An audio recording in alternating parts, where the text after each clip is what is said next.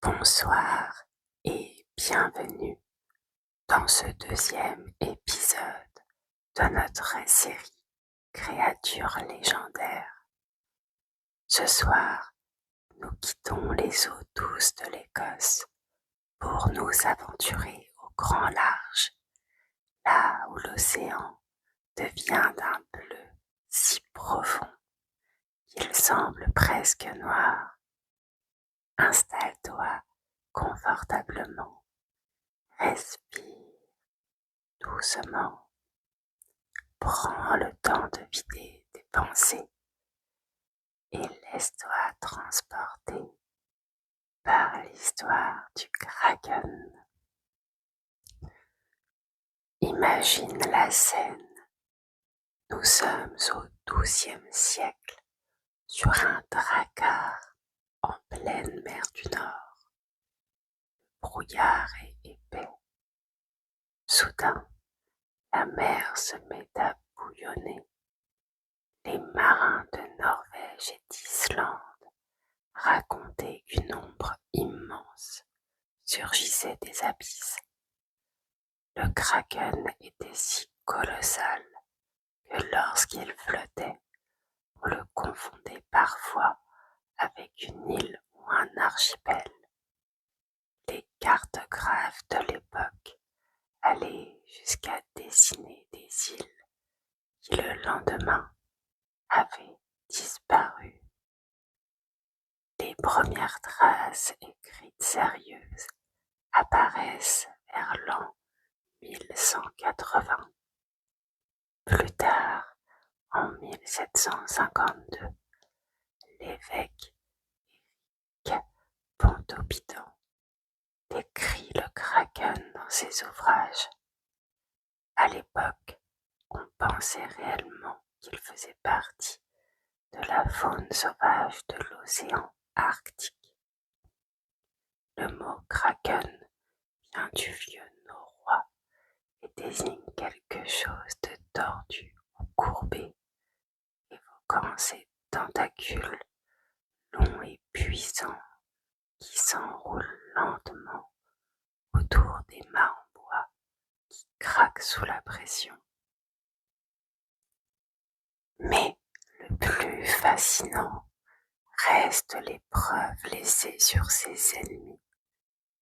Les cachalots, ces géants des mers, portent souvent sur leur peau des cicatrices circulaires, des marques de ventouses de la taille d'un ballon de basket. Imagine ce combat silencieux à des kilomètres sous la surface, dans le noir absolu. Le calamar qui s'agrippe et le cachalot qui tente de s'en défaire. C'est un duel de titans qui dure depuis des millénaires. Aujourd'hui, la science a confirmé l'existence de l'Architeuthis dux, dixit le calamar géant. Ces créatures sont fascinantes et presque extraterrestres. Savais-tu que le calamar géant possède 3 cœurs, 8-3, pour propulser son sang bleu, riche en cuivre dans tout son immense corps?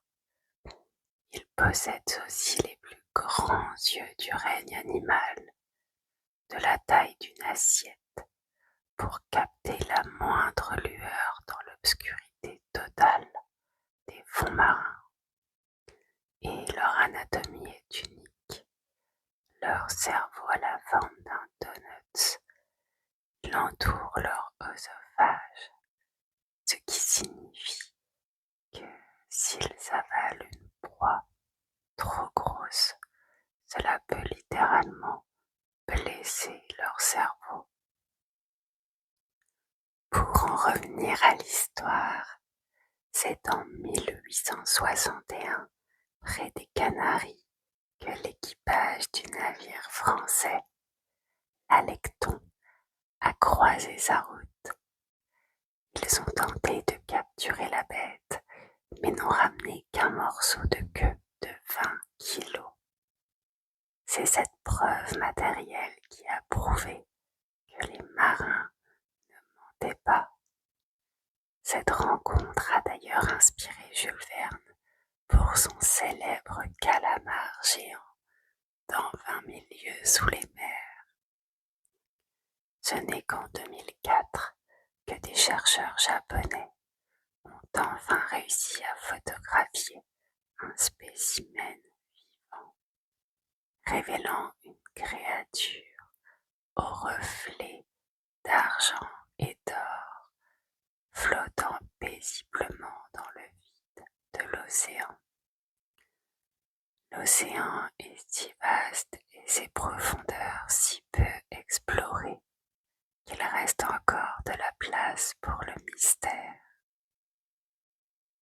Voilà pour l'histoire du Kraken, ce géant des mers passé de la légende à la réalité. J'espère que ce récit vous a permis de vous évader un instant. Si vous avez aimé ce voyage au cœur des légendes, n'hésitez pas à vous abonner à la Voix du Soir pour notre prochaine escale. Maintenant, imagine le mouvement lent des vagues, le calme des abysses. Ferme les yeux et laisse ton esprit s'apaiser. Et de beaux rêves. À bientôt. Bonne nuit.